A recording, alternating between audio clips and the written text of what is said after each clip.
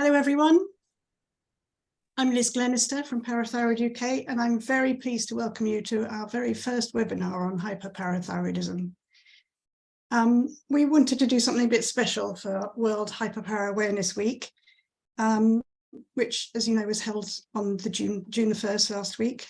And thank you to the hundreds of you who joined us that day from all over the world to come together to celebrate each other, to share your stories of perseverance and courage, and to let the world hear our voices and see that although rare, we are many and need to be heard. And it's so good to see so many of you here today as well. Bringing people together like this is important because living with a rare condition is isolating and difficult, and we can feel very alone. And when it's also a very challenging condition to manage, as hypopara is on a daily basis, the need for emotional support is intense. But even more than that, the need to learn about our condition, recognise our symptoms, understand what they mean, becomes very necessary, as so often we have to self-manage in order to stay safe and avoid a calcium crisis. So the more we learn, the better we can understand what's happening to us and take steps to address it. So understandably, when hypopara is also still quite poorly understood and still not always properly managed and treatments still not widely available, the demand from patients, from you, for reliable information, urgent advice and accessible information is very high. Patient support groups around the world are open 24 hours a day for this reason, and they fulfill a great need. They work hard to raise awareness about the true impact hypopara has on us and the very real level of our unmet needs. Numbers are greater than you might expect for a rare condition. In the UK today, for example, we have nearly 5,000 parathyroid members, and 60% of those have hypopara, and 80% of those have post-surgical hypopara. So, as well as this great need for education, patients are also asking questions about what's actually happening in the hypopara world. It's sometimes quite hard for us to get a clear picture of what's going on. So we felt it was important to set out that clearly for you. So we've joined together with Amolyt, who have kindly sponsored this webinar, and we've invited some specialists here tonight to update you on the latest on hypopara matters.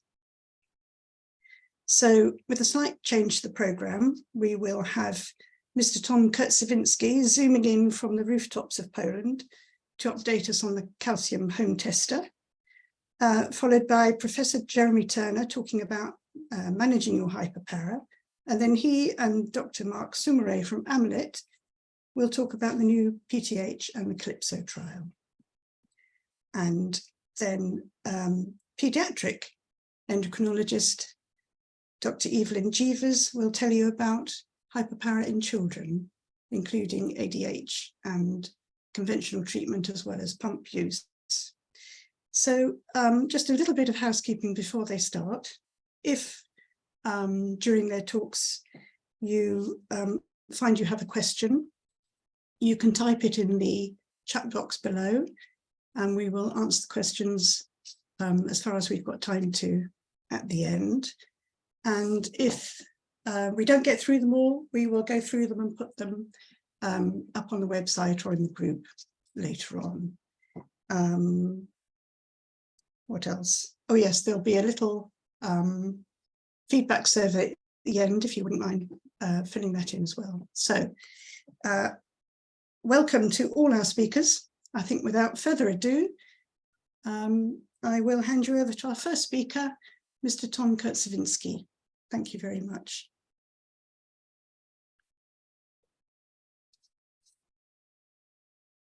Thank you, Liz. Can you hear me? Hello? Yes, we can, yeah. That's fantastic. Sorry, I'm just... so thank you very much for inviting me to this meeting.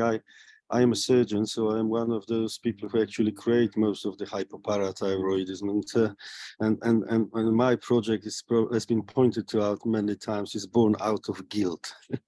But so what I will very quickly update you on is to tell you a little bit about our efforts to design or to find a device which can measure the calcium in the blood, and we would like this device to be so simple that the patients should be able to do it themselves.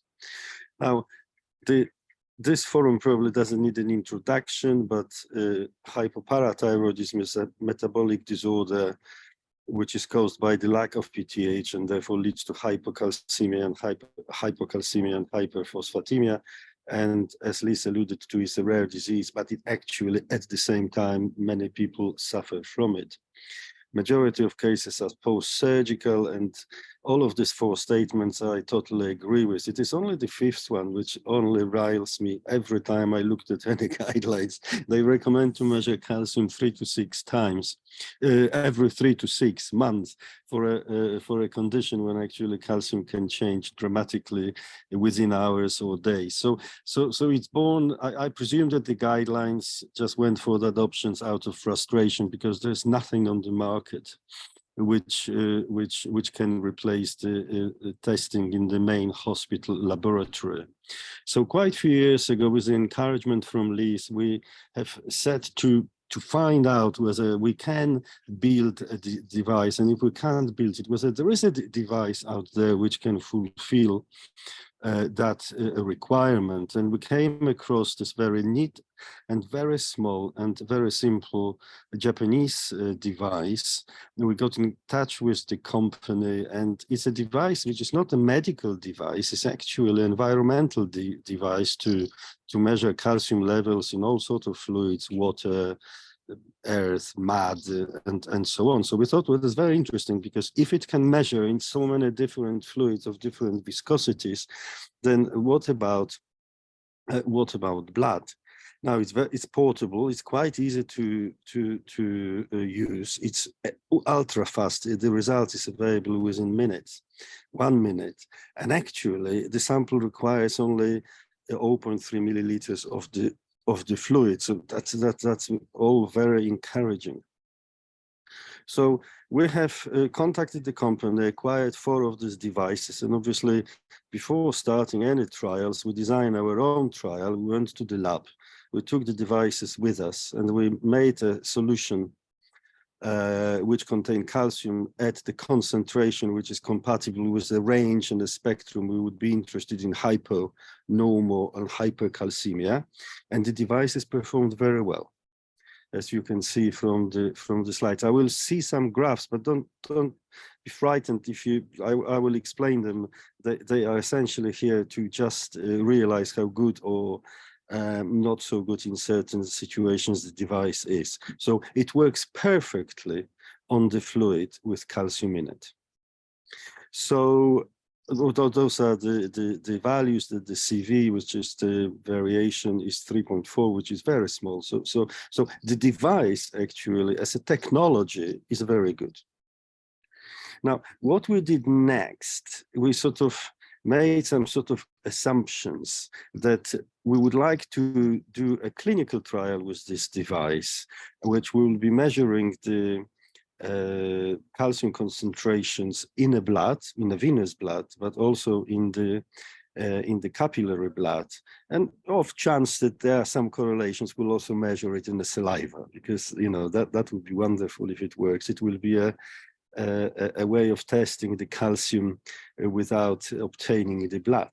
So we enrolled 30 patients. It took us a very long time, but the COVID is here to blame. And those were the patients who were undergoing either total thyroidectomies or parathyroidectomies, because it gives us a spectrum, because the patients who come for thyroidectomies, they have normal calcium. But quite often after surgery, the calcium drops. Well, hopefully it recovers a lot in many of the patients, but it gives us normocalcemia and hypocalcemia. And obviously the patients who come for parathyroidectomy have a high calcium, so it gives us the higher ranges. So that's how we designed this little study. Now, what we did that during their admission, we tested venous blood in a main lab. That was our gold standard for calcium, adjusted calcium. We took the blood to the blood gas analyzer, which is a medical device used routinely in a hospital. So it was our gold standard for ionized calcium. And at the same time, the same venous blood we analyzed on LACWA, which is the device I showed you. And we took the capillary blood from the patients and we used it and we measured the ionized calcium in LACWA. Now, only LACWA could measure the ionized calcium in capillary blood. And as I said, we also had a go at measuring calcium in saliva. Now, the first graphs, this page is essentially the comparison of the two gold standards, which is the adjusted calcium and the ionized calcium on the blood gut analyzer. You can see that the results are very good. The average difference between the measurements is very small, as you would expect from accredited medical devices. And, it just once again confirmed that ionized calcium is as good and in certain situations better than measuring the adjusted calcium. The next slide is to show the calcium concentration on the blood gas analyzer and the LACWA, which is a new device. You can see that the dots are a little bit more spread, and the average difference is 9.7%. Now, that is not perfect, but it is within acceptable ranges for what one would accept from the point of care device. So again, LACWA performed adequately. However, that was not what we were really looking for, because the patients are not going to take venous blood at home and measure it. So the next, sorry, I'm being attacked. The next slide shows that this is the blood gas venous calcium against LACWA capillary. So this is really the most important slide of this presentation. Now, unfortunately, the average difference between the measurements were 17%. Now, that is too much to even start thinking or recommending for this to be used medically. And we looked at it very carefully. And why did we get such a disappointing results with capillary blood? And we came to the conclusion that this is because capillary blood is quite difficult to obtain, and therefore the blood was exposed to the atmosphere for longer than any other specimen we ever experimented with. And as we know, as the little drop of blood is exposed to the atmosphere, the carbon dioxide concentration change that affects the calcium, and this is a problem. This is why our results are not good enough. Now, we didn't sort of hit on a wonderful solution with the saliva. Salivans were very all over the place, and this really needs a lot of more thinking before we take it any further. So I think that this small study confirmed that the adjusted calcium is a very good substitute or a replacement for the adjusted calcium. Well, that opens the route for the self-testing devices, because nobody can do an adjusted calcium at home, but obviously devices for measuring ionized calcium are available, as I just have shown. And it's a great little device, and technologically it performs very well. And we proved that on the venous blood and on the fluids containing the calcium. And what is great about this device, that it can measure calcium on very small volumes. But the what we need to change is a protocol for sampling, because and we don't know exactly how to take it forward. Our group is still discussing it, and obviously this is a work in progress. We would like to take it forward, and we are at the moment thinking of many other alternatives, not only saliva but other ways of measuring calcium or calcium-related physiological measurements. Put it that way. I'm a little bit cryptic here, but that's what we are considering at the moment. And essentially, our trial did not allow us to take LACWA to MHRA and say, look, we've got this wonderful device, which is cheap and quick, and patients can use them at home. At this stage, we cannot recommend that this device should be used by the patients, but we promise that we'll carry on working on this projects, and hopefully we'll find better solutions. Thank you.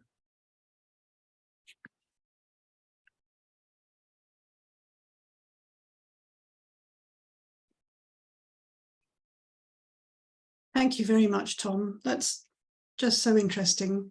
And I'm sure there will be a lot of questions about that at the end. And moving on to our next speaker is our very own one and only Professor Jeremy Turner.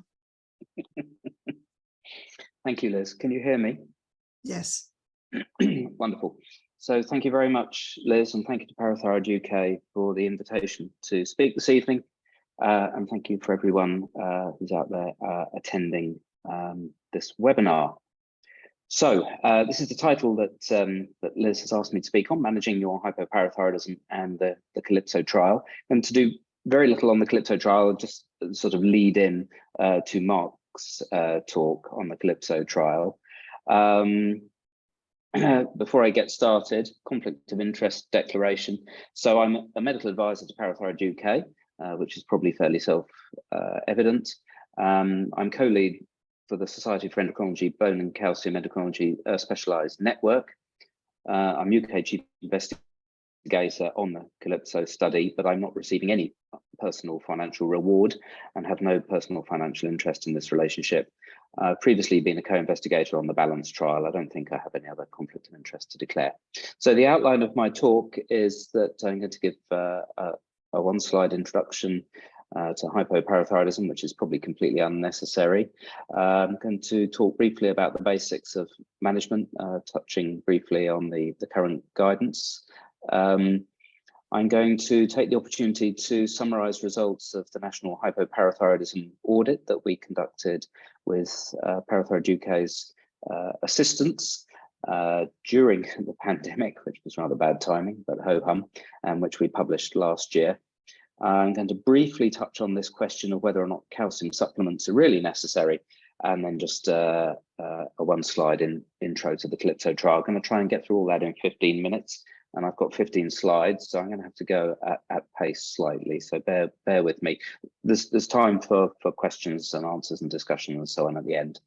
So just so that we're all right up to speed, regulation of calcium levels in the blood in health involves sensing of the. I'm hoping people can see my cursor moving by way of a pointer. Thank you. Involves the parathyroid sensing calcium in the blood, and in response to a fall of calcium in the circulation, PTA, parathyroid hormone, is released. And as you all know, this stimulates mobilization of calcium from stores in the skeleton, putting calcium back into the circulation to restore normocalcemia, and also stimulates the kidney to activate vitamin D to this active compound 1,25-dihydroxyvitamin D, which stimulates calcium absorption from the gut, putting it back into the circulation and achieving normocalcemia. And obviously in hypoparathyroidism, this is not working, and this is the mechanism leading to hypocalcemia. So hypoparathyroidism is conventionally described as an orphan disease. That is one that affects fewer than 200,000 people in the US population, which approximates to less than 1 in approximately 2,000 in the population. The alternative definition for an orphan disease is one that is not being adopted by the pharmaceutical industry, as it provides a little incentive to make and market new medications. Now, fortunately, that era, or the relevance of that definition, is finally starting to come to an end, as we'll be hearing later. But until very recently, hypoparathyroidism was the only endocrine deficiency state not treated by hormone replacement. We are now just finally at the dawn of the era of parathyroid hormone replacement therapy, but of course this is only available for very, very few people currently on a global scale, and indeed on a UK basis. And still the vast majority of you will continue to be treated with activated vitamin D metabolites in the form of alpha calcidol or calcitriol and calcium supplements. So, as Tom alluded to in his presentation, fortunately, we are finally in the era of consensus evidence-based management guidelines, which we didn't really have until about 7 years ago. And there are now, in essence, 3 competing sets of really authoritative and well-evidenced treatment guidelines. So we have the ones on the left here, Boleslev et al., European Society of Endocrinology Clinical Guidelines. We've got this Canadian and international consensus statement from Alia Khan and colleagues, and we have an international, another set of international guidance from Maria Brandy, John Bilziki and Raj Thacker and colleagues in the bottom right hand corner of the slide here. And they all, broadly speaking, say the same sort of thing, which is that basically the mainstay of treatment is to use activated vitamin D metabolites, as previously mentioned, and calcium supplements. And there is broad consensus on the general goals of management, specifically that the medical team should aim to maintain the patient's serum calcium in the lower part or slightly below the reference range. That's of course highly debatable, because that still leaves many people with a very significant symptomatic burden.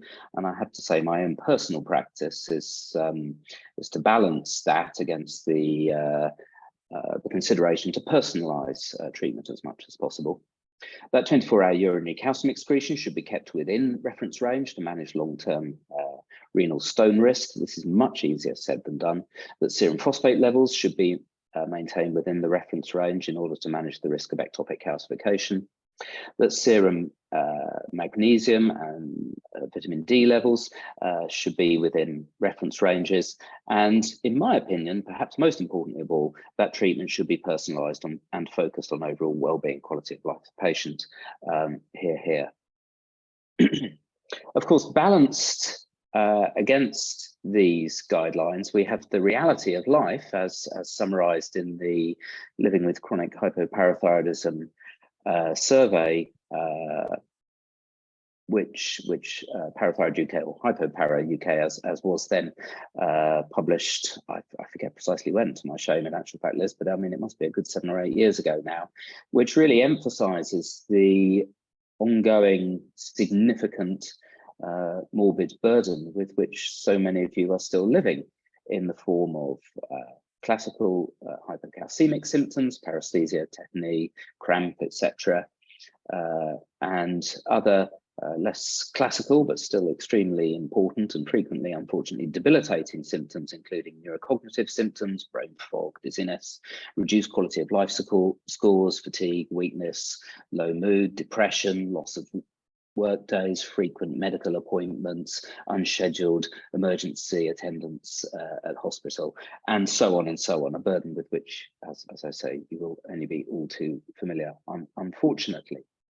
So this really raises the question, well, where are we not getting it right? Now, of course, to some extent, we're not getting it right because current treatment with activated vitamin D metabolites and calcium salts is, calcium supplements are really relatively yesteryear, a rather retro approach to treatment. As I said earlier, this is not the only endocrine deficiency disorder not routinely treated with hormone replacement therapy. But it still raises the question, are we actually adequately putting into action the recommendations in the treatment guidelines that I previously introduced? So working with Liz and Parathyroid UK and working with colleagues in Norwich, we conducted a UK national hypoparathyroidism management audit. We timed it extremely badly, as I said earlier. We ran it during the height of the pandemic, but we still got some useful data and still succeeded in getting this published, I'm pleased to say. So we derived 13 audit standards out of the European Society of Endocrinology guideline, the Boleslev guideline. I won't read them all out, but they're here on the listed down the left-hand side of the slide here. The first 4 audit standards are treatment standards, and the next 9 are monitoring standards. And again, this overlaps with what Tom was saying. So for example, audit standard 5, recommend routine biochemical monitoring of adjusted calcium, e.g. once every 3 to 6 months. This table, rather busy table, but I'll talk you through it. Summarizes the results. So we approached 117 UK hospital departments. We got responses from 22 of them, which I think, given what else was going on in the NHS at the time, approximate sort of 20% response rate was still not brilliant, but okay. Importantly, from those 22 departments, we got returns, including data on 80 individual patients. So there's still some statistical power in this data set.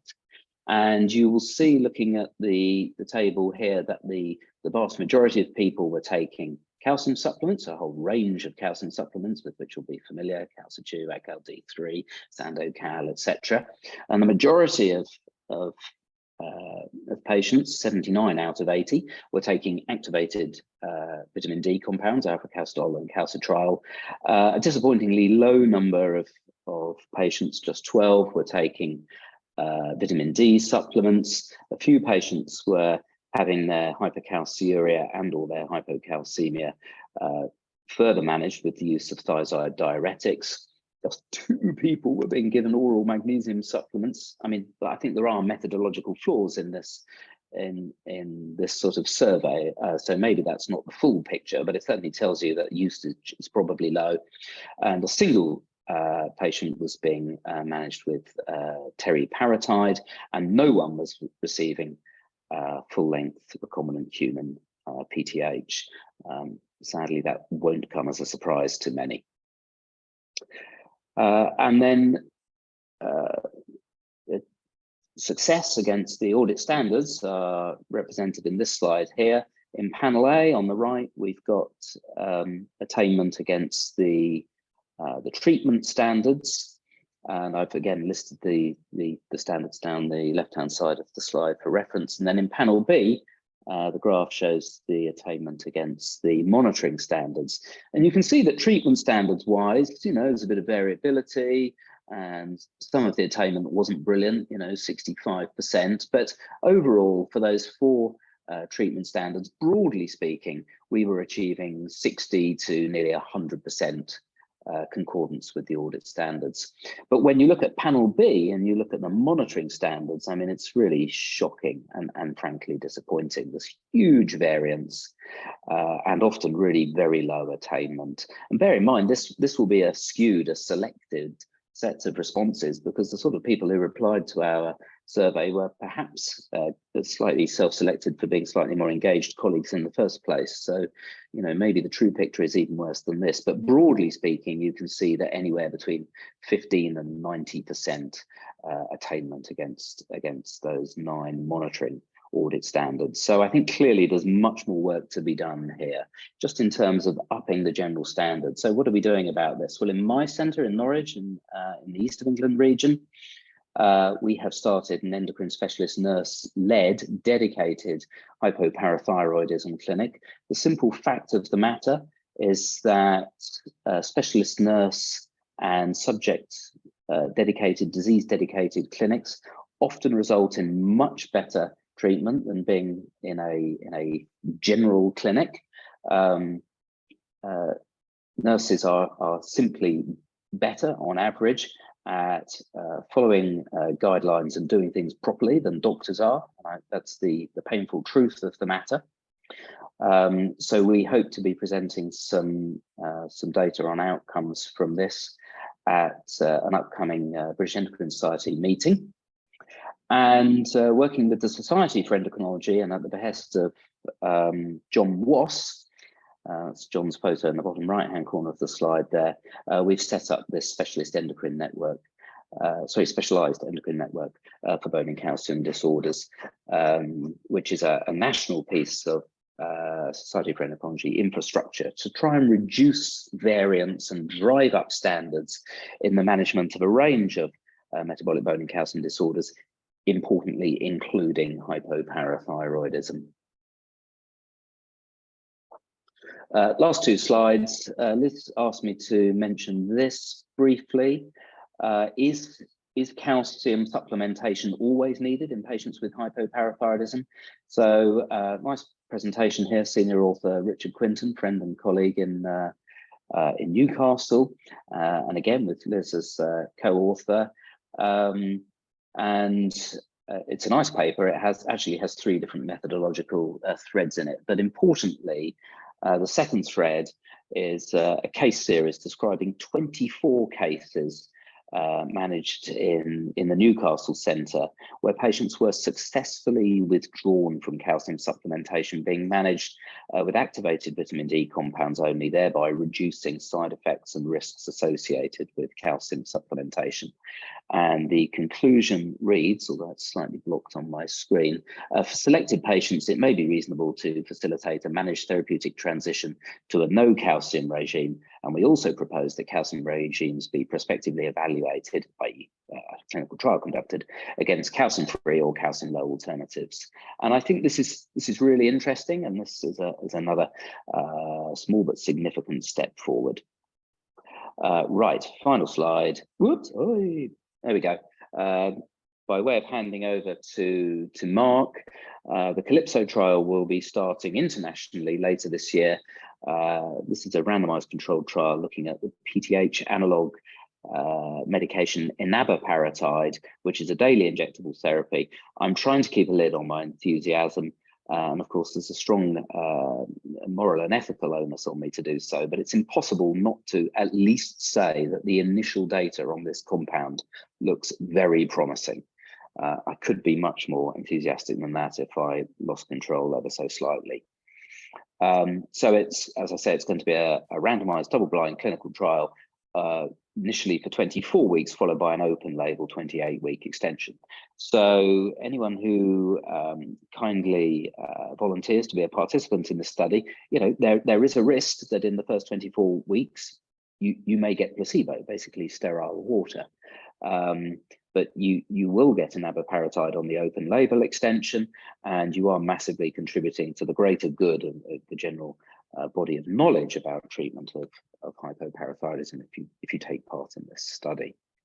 I think there's going to be I'm sure that Mark will go through this in more detail, but I think there's going to be approximately 15 sites globally, including about 10 in Europe, which includes about 3 or 4 in the UK, and in Norwich we will be a site. So if anybody lives in the East of England region within travelling distance of Norwich and is interested in taking part, please do get in contact.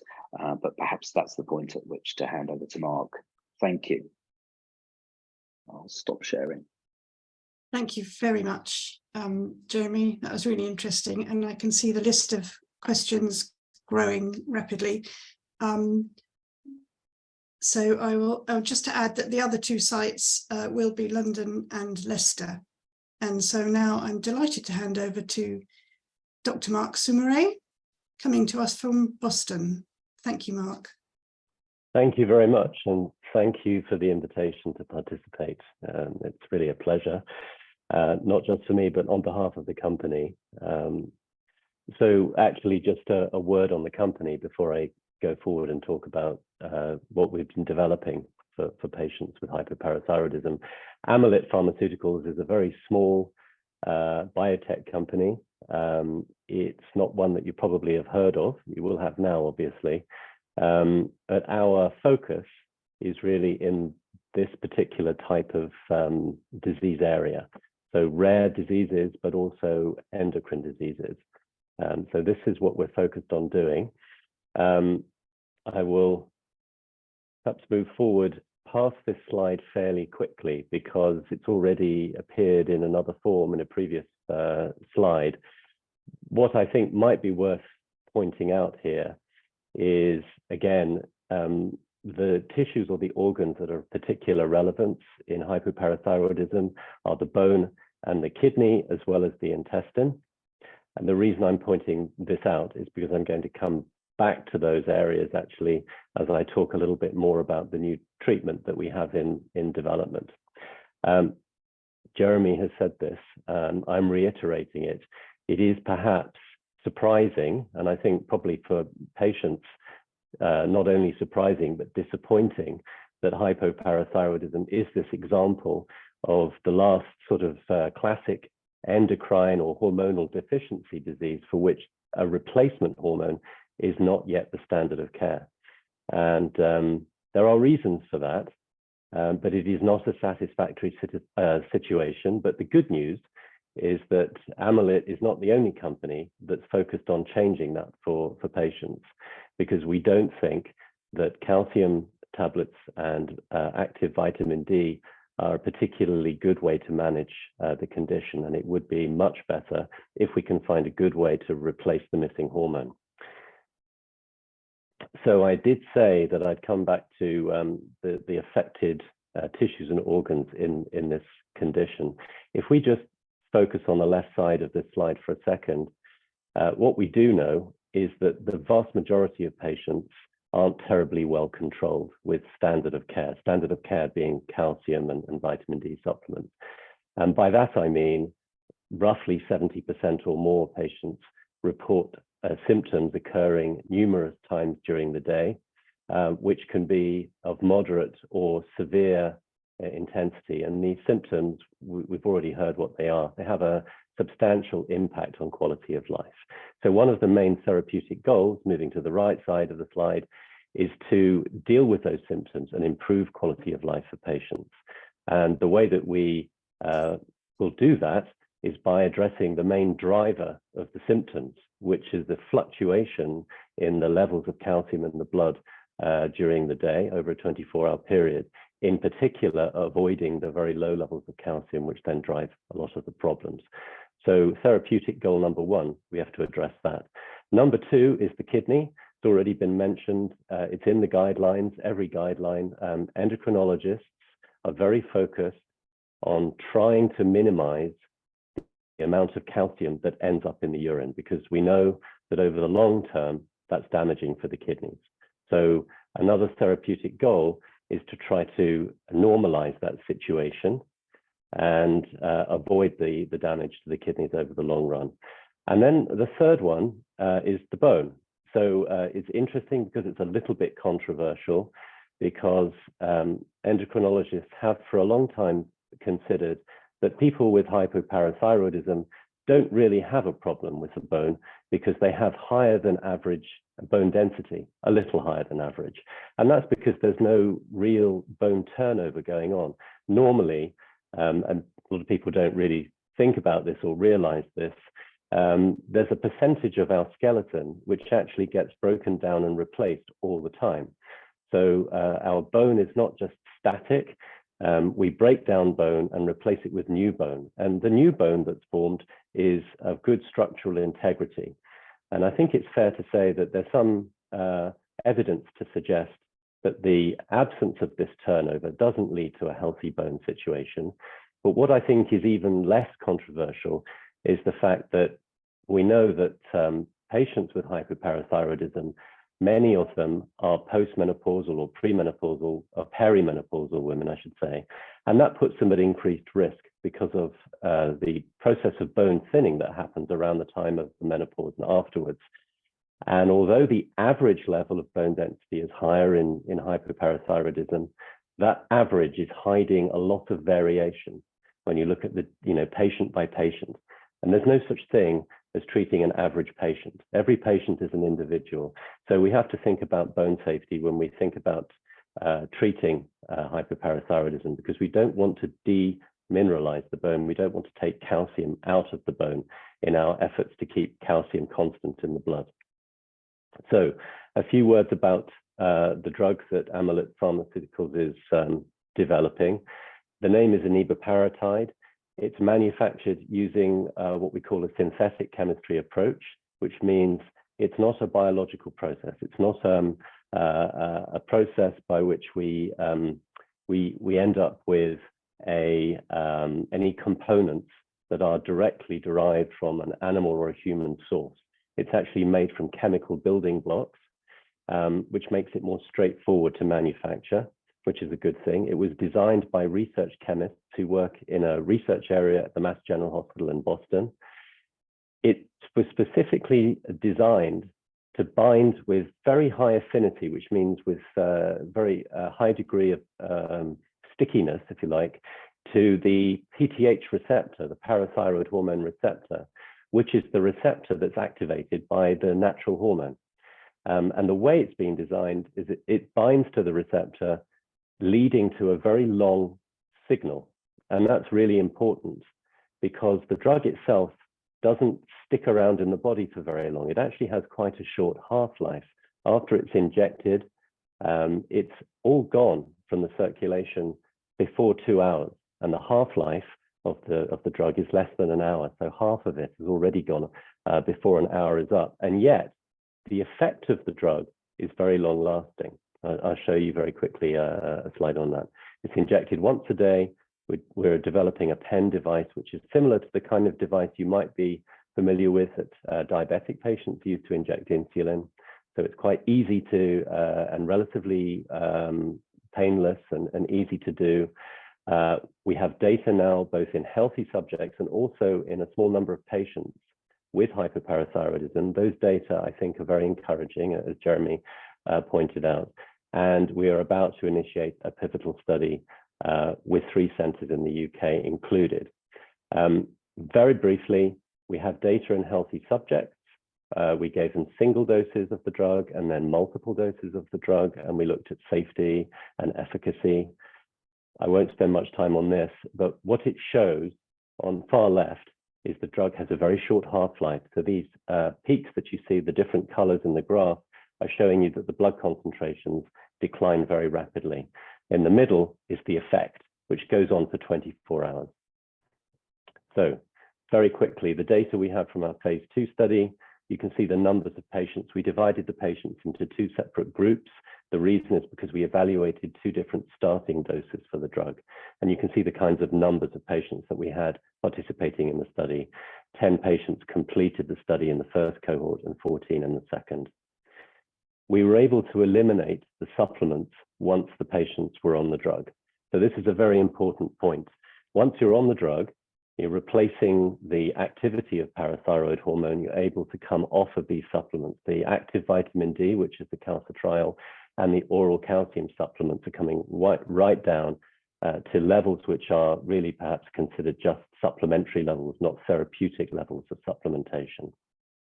And we were able to control the serum calcium levels within the target range that was given to the physicians that participated in the study. In addition, we were able to show that we dramatically and rapidly reduced the amount of calcium in the urine. It's a really key point because it's a very important therapeutic goal. And we had a good safety profile. So there were no serious adverse events. That's very important. So nobody had anything happen when they were taking the drug that caused any serious issues. There were some symptoms and signs, adverse events that were reported, but they were all mild or moderate, most of them mild in terms of intensity. There were some mild injection site reactions. That's what the ISRs mean in that table. And there were some fluctuations in blood calcium, which were laboratory measurements. They weren't associated with the patients having symptoms that caused them to come off the drug. So this is a summary. We're obviously very encouraged by the data. And then this is my last couple of slides. The study is called the Calypso trial. It's about to start. It's a randomized study, 165 patients, which is actually a very large study for a rare disease. We're going to, as Jeremy has said, have patients on treatment for 24 weeks, either with the drug or placebo. The randomization is 2 to 1. So you actually have a 2 in 3 chance of being randomized to the drug and only a 1 in 3 to be on placebo. But then everybody ends up on the drug, as Jeremy mentioned earlier, for the extension period. And actually, the reality is, even after the end of this 28-week period of extension, in other words, the 1-year period of the study, we will probably, in fact, we'll almost certainly keep patients on the drug until hopefully it ultimately becomes available, because it will become approved if the data support that. And we're going to measure all of the things that you would expect us to measure. Does it work in terms of keeping calcium in the right range, allowing patients to come off the supplements? Does it normalize urinary calcium? And is it safe for patients, in particular for bone? Here's where we're going. You can see a dotted, each dot on this map represents a number of centers. Actually, it's more than 50 sites that are participating, so very large study. You can see how they're distributed between North America there and Europe. And that's my last slide. Thank you very much for the opportunity to tell you all about what we're doing. Thank you so much, Mark. That was just really exciting. And I can tell you there's lots of people queuing up to sign up in the chat list. Thank you very much. We'll be coming back to that. And now we move on to Dr. Evelien Gevers, who is going to talk to us about Hypopara in children. Thank you, Evelien. Good evening, everybody. Thank you for the invitation to come and talk to you, and thank you all for attending. I'm just going to see whether I can change my presentation in the slideshow.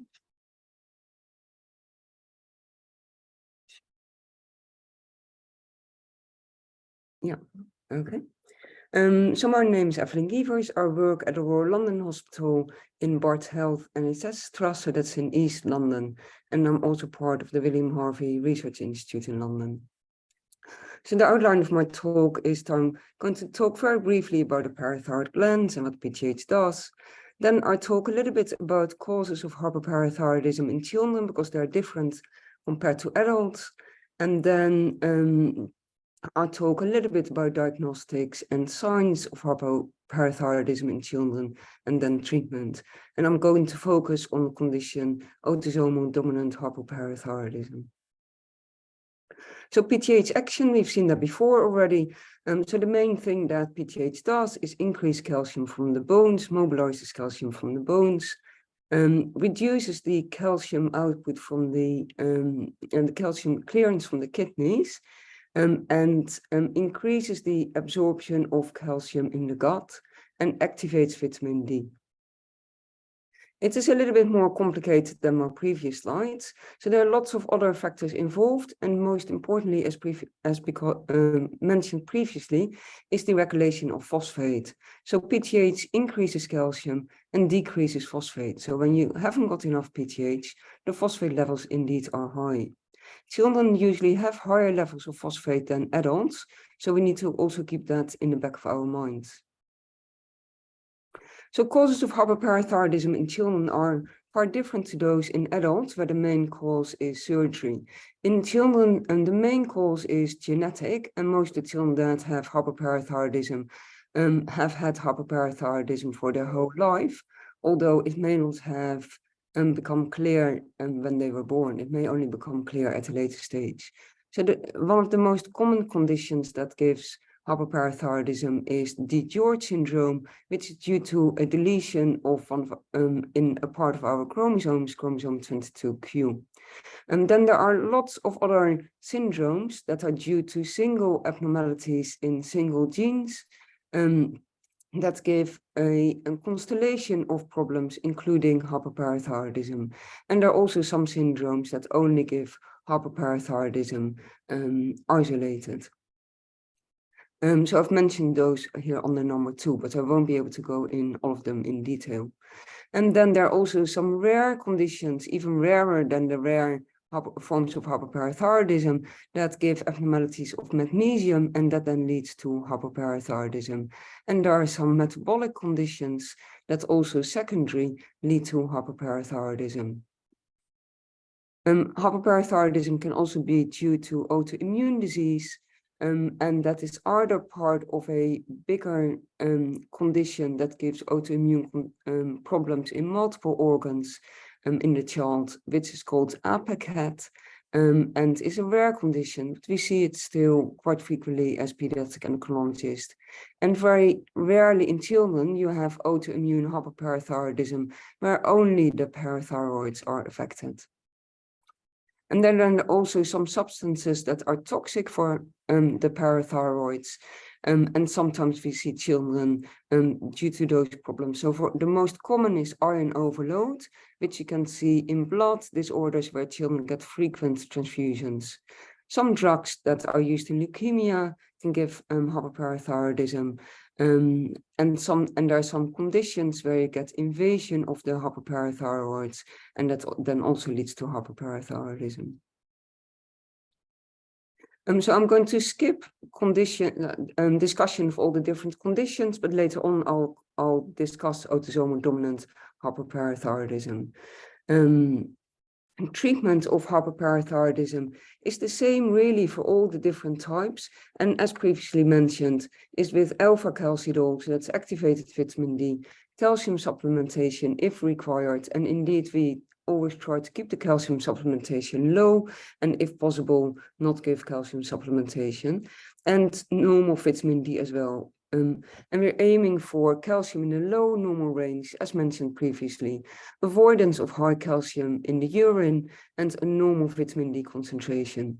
And we certainly need to test for calcium and phosphate and bone turnover every 3 to 6 months. In small children, at least every 3 months, and sometimes even more frequently if you talk about babies or soon after diagnosis. And also in puberty quite often because you grow fast and then you need to adjust doses more frequently. And we look at urine calcium at least annually and a renal ultrasound annually. Urine calcium is harder to assess in children because it's difficult to do 24-hour urines, but we start with 24-hour urines as soon as that is possible. But otherwise we look in spot samples of urine. So there are clearly downsides of this conventional treatment. It has no or little effect on the phosphate. It has little effect on urine calcium, and there's the long-term risk of calcification or in the kidneys and potential other places in the body. So there are some conditions that are genetic and give abnormal PTH secretion rather than an abnormal development of the parathyroids. And they're listed here: familial isolated hypoparathyroidism, autosomal dominant hypocalcemia type 1 and type 2, and then the hypomagnesia syndromes. So I'm going to focus on autosomal dominant hypocalcemia, which is due to abnormalities of a gene called the calcium sensing receptor. And the calcium sensing receptor does what it sounds like. It senses how high your calcium level is, and then communicates with the parathyroids how much PTH should be secreted. So this is how it should work if you have a normal calcium sensing receptor.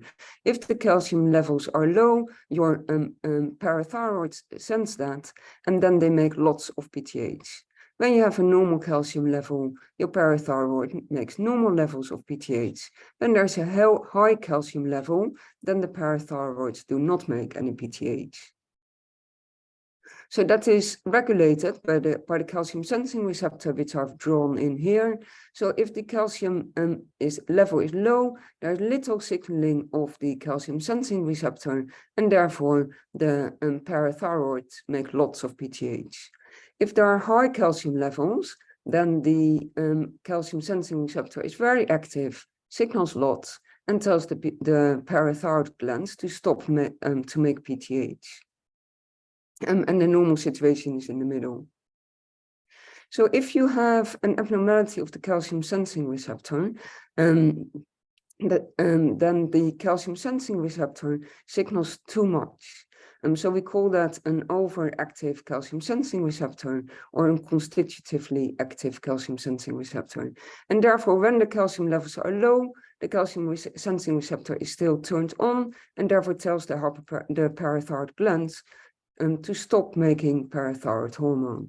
So that's clearly problematic, because then the calcium levels in the blood won't rise and you continue to have a low calcium level. So that condition is called autosomal dominant hypocalcemia type 1.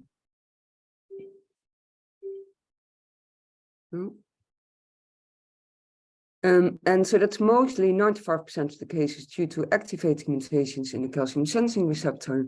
But these receptors are not just in the parathyroids, but also in other tissues. So you get signs and complaints as in hypoparathyroidism, but you also can get muscle spasms more easily because also there the calcium sensing receptor doesn't work, and also in the brain you have reduced calcium signaling and therefore you are prone to get seizures. But this condition comes in different varieties of severity. Some patients are asymptomatic and are just picked up because on a blood test they are found to have a low calcium. Some patients have a little bit of muscle pain and muscle weakness and tiredness, but not much else. Other patients have tingling and numbness, so that we call it paresthesia, in hands and feet and around the mouth. And more severely, you can get spasms of fingers and toes or hands and feet. And more severely, you can get seizures. And you can get calcifications because despite the fact that the serum levels of calcium are low, the urine levels of calcium are high. And therefore, you are prone to get calcifications of the kidneys, but also potentially in the eyes and in certain brain areas.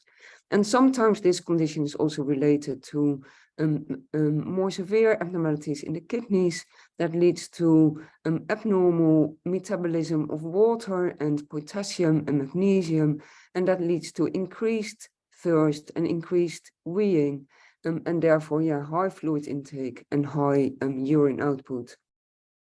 So when we investigate in the blood, find low calcium levels, low magnesium, high phosphate, and a low PTH, and sometimes also a low potassium. And in the urine, you find a high calcium. And patients with these conditions that have not had received appropriate treatment may have kidney calcification and kidney failure at an early age and require renal transplant. Some patients inherit the condition from their parents. So if you have ADH type 1, you have a 50% chance to give it to your children. But sometimes children are the first in a generation that that have the condition, and both the parents are absolutely fine. So treatment is as other types of hypoparathyroidism with alpha-calcidol, calcium supplementation is required, but most of these patients are not on calcium, and vitamin D supplementation. More often than in other forms of hypoparathyroidism, patients indeed need magnesium, and sometimes if they have severe renal problems, also potassium. We aim for a low normal range. A little bit often patients are less symptomatic with lower levels of calcium compared to other causes of hypoparathyroidism. So we can afford to run the calcium levels a little bit lower to try and reduce the calcium in the urine. And we aim for normal vitamin D concentration. Monitoring needs to be frequent with blood tests for calcium phosphate, at least 3 to 6 monthly, but there are certainly patients that are severely affected that require many more tests. So this shows the calcium sensing receptor. So this is the protein. It's a very big protein, and you can see with all the red dots that are the amino acids that are changed because of the genetic abnormality in individual patients. So these are all different patients that have different mutations. However, we have found that patients that have mutations in this area that's labeled is a circle are more severely affected.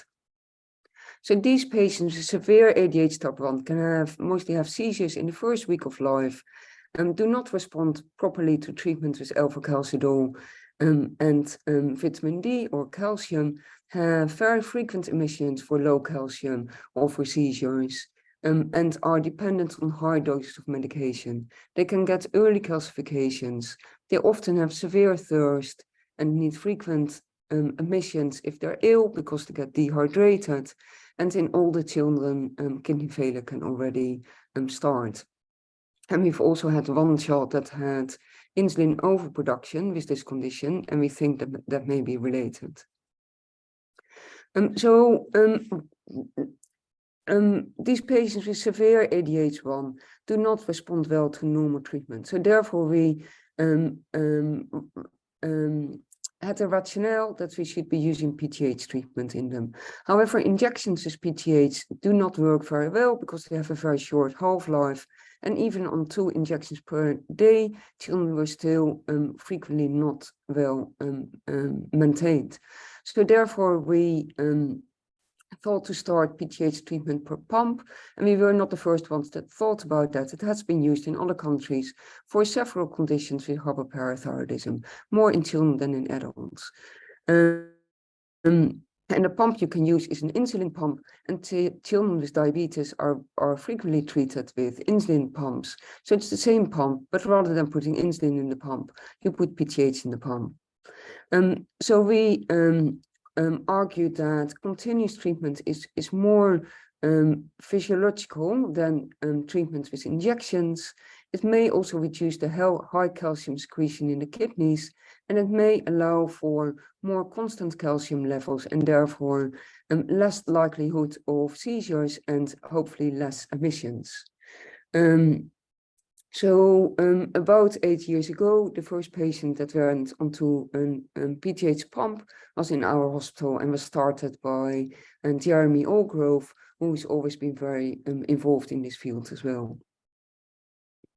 So this is the pump, a Medtronic pump, is the usual pump that we use. We have used patch pumps as well. The PTH that's used is PTH 1-34, teriparatide or Foresteo, which requires to be diluted.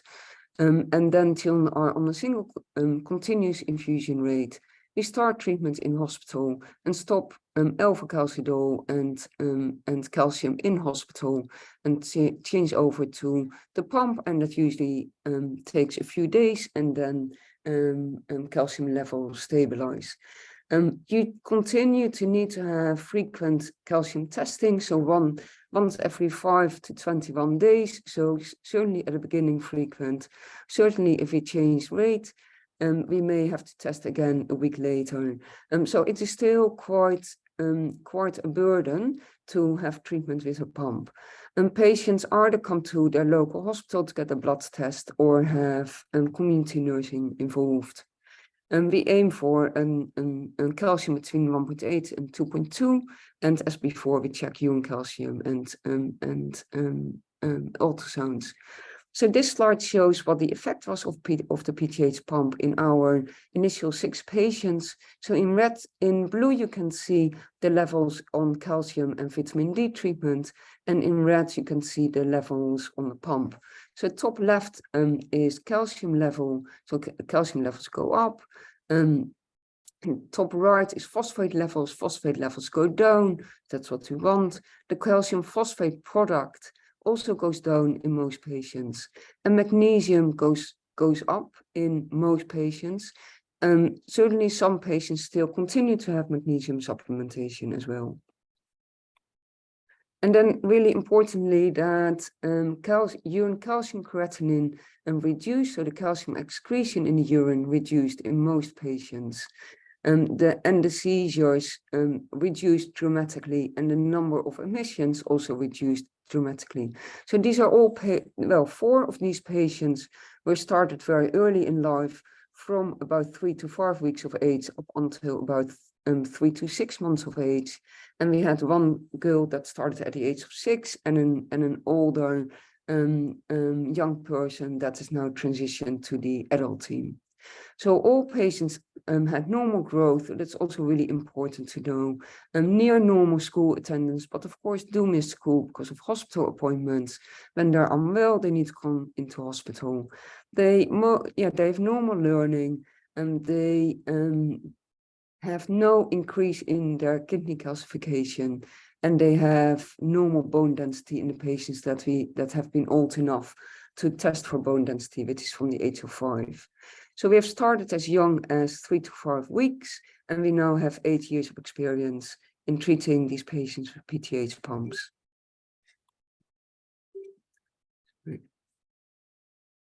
So it's really encouraging. Most families and patients really like the pump. Yeah, I missed this one slide. So of course, like with any treatment, there are still downsides and side effects. So you need to change the needle and the cannula every 3 days. The pump may malfunction, although that doesn't happen so often, but the tubing may get clogged or come out, and then you get a low calcium. The children often still get lower calciums during illness, and then may either need an increase in the rate, or we give them a little bit of calcium supplementation. Some children have low calcium still after exercise. One child continued to have very erratic calcium concentrations and came off the pump. There is still the frequent requirement for blood testing. We have tried, so very interested to hear Tom Kurzawinski's presentation. There's one of our patients, and I know that also happens in some other hospitals that have a home calcium monitor, so the iStat, which is able to measure ionized calcium. Unfortunately, it's not a device that has gone through all the medical clearance that it can be used as a home device, which is a big shame and which we want to address in future, but that's quite a big project. But we are hoping to be able to do that in the future. Emergency treatment is often still needed, so patients have calcium tablets at home. They call us if they have symptoms. They may need to come to hospital, but we already say to give half a tablet or so of calcium. Previously, there have been concerns about PTH treatment and bone tumors, but there's now a huge experience in adults, and also over 300-year experience if you take all the children together in the world, and no adults or children have developed bone tumors. So there are also new treatments on the horizon, which is really encouraging, and long-acting PTH treatment that we've heard about already. Also other types of long-acting PTH treatment, but also really important calcilytics, so that are drugs, oral drugs, that can inhibit overactive calcium sensing receptors. So that is really encouraging for treatment of ADH. However, we're still a long way away from being able to do trials, and those trials certainly have not come to the UK. So that still requires a lot of work, and also regulatory, solving regulatory problems. So these are all the people that I work with, and without our parents and our patients, we would not be able to push this field forward. And with colleagues all over the world, and also I would especially like to thank Jeremy Allgrove, Raj Thakur, Fadil Hanan, and also pediatricians in the local hospitals. And yes, please let me know if you have any questions. Thank you for your attention. Thank you so much, Evelien. That was just brilliant. I know we have a lot of parents watching, who will have taken great interest in that. We are going to look at the questions now. And I just want to read out this comment, which is representative of quite a number. We have over 50 questions sitting here, and comments. And just to say, this webinar is amazing. All the talks are full of rich information delivered in a way for a non-scientist to understand. So thank you for that. I think quite a lot of people feel that, and it's been very clear. So Tom, can I ask you a couple of questions first? There are two in particular. How many years away do you think the LACWA might be, if at all? And what's your take on the iStat instead for accuracy? And in fact, Evelien, you might want to jump in on this one as well. Are you there, Tom? Maybe not. Evelien, do you want to take up the iStat question? Yeah, Yes. so I think the iStat is a very useful device. It of course measures something different than what we measure in venous blood. It measures ionized calcium, but ionized calcium in itself is also a good parameter. Sometimes it's difficult if you have full blood test in the hospital that gives the adjusted calcium, and to then compare that to the ionized calcium. Ideally, you use either of them so you can follow trends better. I think it is useful to have for parents to have at home, especially at times when children are ill or when there are possibly symptoms of a low calcium. And then at least at home you can get some idea of whether there is a major problem and you need to go to hospital or whether things are okay. I think it is reasonably accurate. I think what we also find in children is that over the day, calcium varies quite a lot as well. So Yes. a calcium that you take in the morning may not necessarily be the same as a calcium in the evening. It's sometimes tempting when you have a machine at home to measure calcium really, really often. And then that actually can give confusion and sometimes anxiety. And so that's a little bit the downside of it. But as a device at home to use in emergencies, I think it's good. And I will be really interested to see whether we can, whether there's a possibility to test it in a clinical trial and get it licensed for use at home, but that are difficult things to do. Yes, yes, but it would be great. We do have some contacts with Abbott, in fact, that we're investigating. So yeah, we'll come back to you on that. Yeah. I'd like to introduce Helen Walsh, who's been hiding in the background. I'm here. Without whom we wouldn't manage. And she is also going to help me ask some of the questions. So do you want to do the next one, Helen? Yeah, I was going to say, I don't think I've got any others for Tom from what you've asked. Okay. Well, And I don't think he might not be there. I'll come back to him, yeah. Are we moving on to Jeremy? Yes. So some of the questions that were asked, how can patients approach their doctor in regards to the standards, and where can people find the standards online? So the standards are, I think, freely available by either searching one of the academic literature databases such as PubMed, or simply using Google Scholar. I can't vouch for all three of those sets of guidelines being in what we call an open access journal, one where you don't need to be a subscriber, you don't need to pay.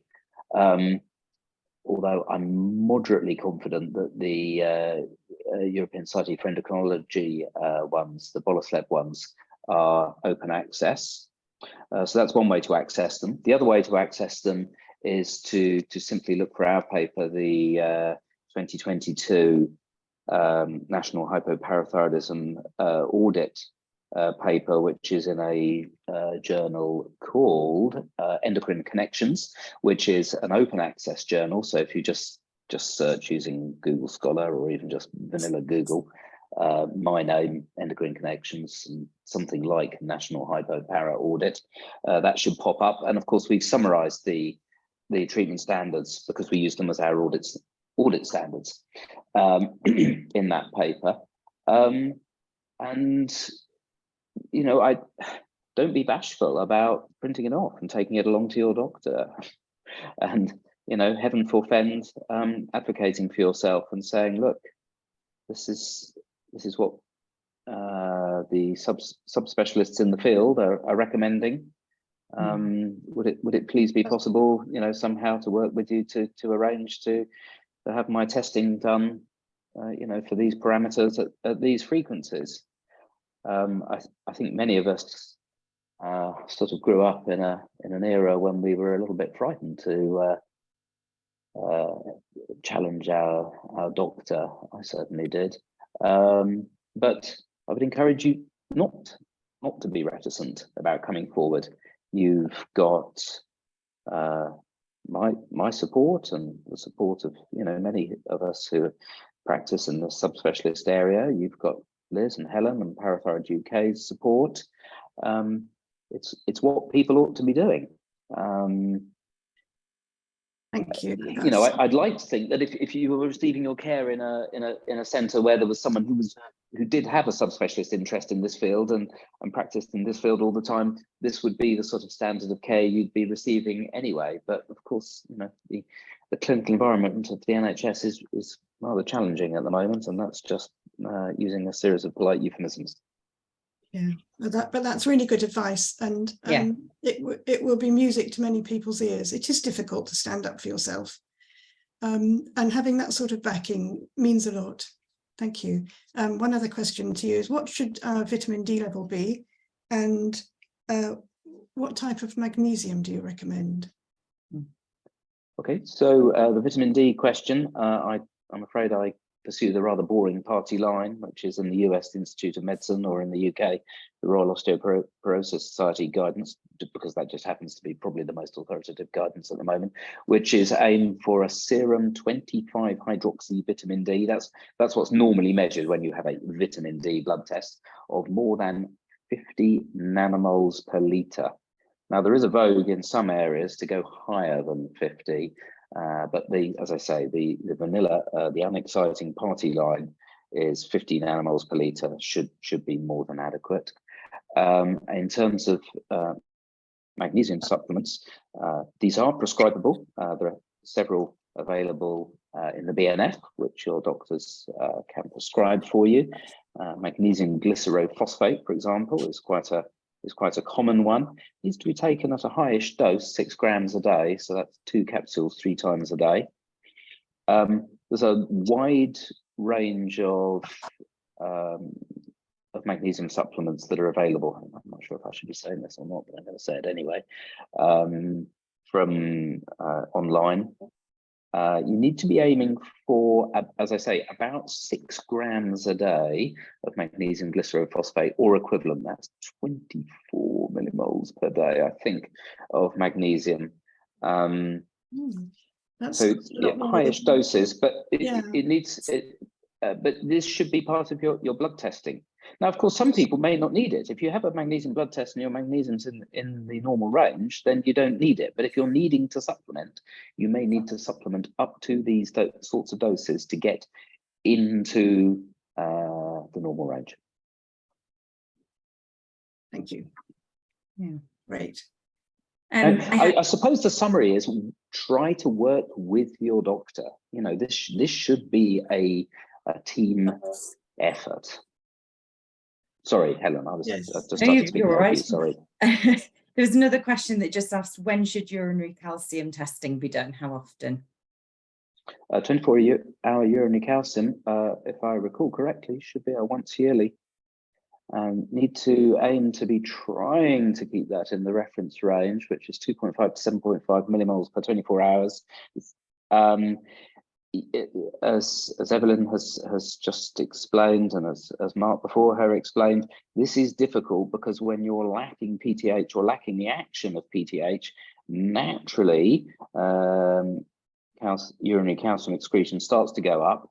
And then, as I was alluding to in one of my slides, there is a feeling that we may be further fueling that fire with lots of oral calcium supplementation as well. It can be close to impossible to normalize it in some people. There are various tricks, low salt diet, for example, the use of these thiazide diuretics, which I very briefly mentioned at one point.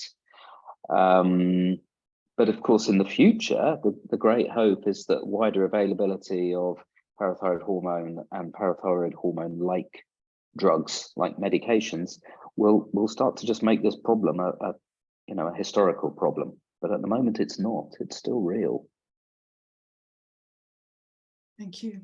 Yeah, thank you for that one. Should we move on to some questions for Mark? Yes. Evely's just popped her hand up. I don't know if she wanted to just follow on from what I've just said. Sorry. Yeah, can comment in children. Indeed, we use mostly magnesium glycerophosphate, and feel that gives potentially gives a little bit less diarrhea. That is in children at least often a side effect. And we use a liquid magnesium glycerophosphate. And in children we don't need as high doses, I think, as you mentioned. And vitamin D is between, we aim for between 50 and 100. So again, in children a little bit higher, but anything above, at least above 50 indeed. And the annual urine, we do it a little bit more often, but we can't get as good an assessment as you can in adults because it's difficult to do 24-hour urines. Thanks. Great, thank you. That's really helpful. So, Mark, both Forteo and Natpara are a single dose per day PTH that have a short half-life. How is eneboparatide different? It's all to do with the way it binds to the receptor. So despite the fact that eneboparatide has a short half-life, it's around for long enough to bind to the receptor. And then what happens is it basically stays bound to the receptor for a long time. It actually gets taken inside the cell, and the signaling events that happen after the drug is bound to the receptor just keep going. So that basically means that even though you have a short half-life, just like you do with the other straightforward parathyroid hormones like Natpara or teriparatide, for example, when it's injected, you have a very long effect. And it's all related to this very specific way that the drug binds to the receptor to cause its very long action, Right. Which means it can be injected once a day. Right. So that answers the second part of the question, which is what is making the eneboparatide last 24 hours without having the calcium levels drop? It's the signaling that happens because of, yes, exactly. Right. Yeah.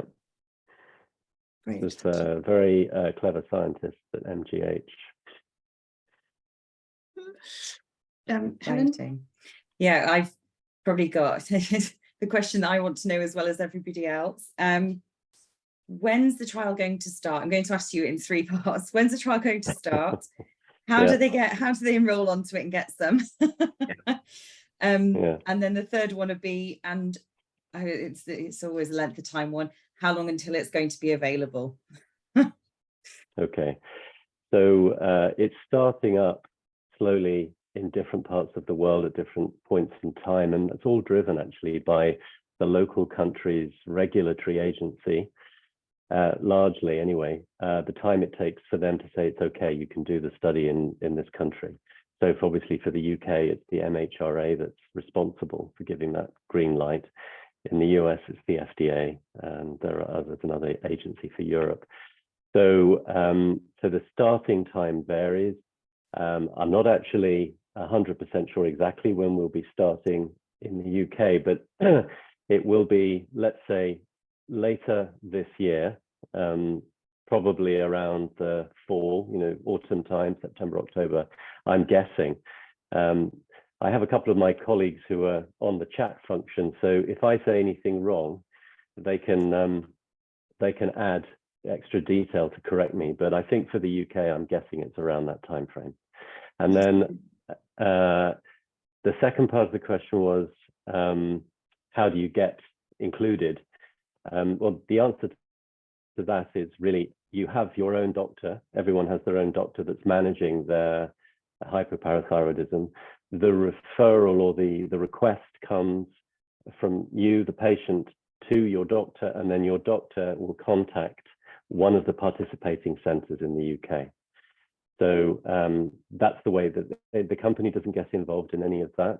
it's the most appropriate way. Your doctor will decide, they all agree with you, hopefully they will, that you would be a good candidate, and then they will make the contact. And if it's feasible, it can be organized. And is that, and then, oh yeah. Sorry, I was just Yeah. going to say, there are Yeah. some people internationally. So is that the same for the US and Germany, I think, with 2 people who'd asked. Yes. So globally, Yes. that's the It's the same. They same. just contact their doctor. Okay. Yes, same process.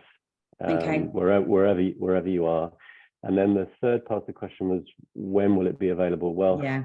there's, let's say we'll be optimistic. If the data that we generate in the study are anything like the early data that we have based on a relatively small number of patients, then we would hope that it will get through the review and approval process.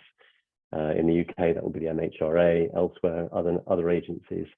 The MHRA for rare diseases will probably largely follow the lead of the European Medicines Agency. Even though the UK has left the European Union, and from a regulatory point of view, that's created a separate agency, there's still collaboration and cooperation that's going on, which hopefully will make things more efficient. So the trial itself will probably finish in terms of the data we need to put in a package to submit towards the end of 2024. And then there's a review process that happens after that, and the company has to answer questions. And so let's say optimistically sometime in 2026, it might be approved. But I do want to come back to something I said earlier. Obviously, this is just relevant if you're able to access the study, but if you are in the study, it's the company's intention to keep you on the drug, not just for the duration of the study that I mentioned, which is 1 year, but after that as well. So even though the drug sometimes takes a while to get approved, patients who are already on it will be able to stay on it. Yeah, I think this is such an important point as well, because coming off the makes a big calcium and difference. vitamin B, having to get back on it again, Mhm. that's brilliant. Yeah. I think we've probably run out of time now. Yeah. There are still questions that we haven't managed to answer. I'm afraid we won't be answering questions about personal issues, but any other questions, we will sort them out and post them later on for you. And I'd just like to thank everybody for attending. It's been absolutely brilliant. I hope you've enjoyed it as much as we have. Until the next time, thank you all very much. And thank you to our brilliant speakers. Yeah, thank you, everyone.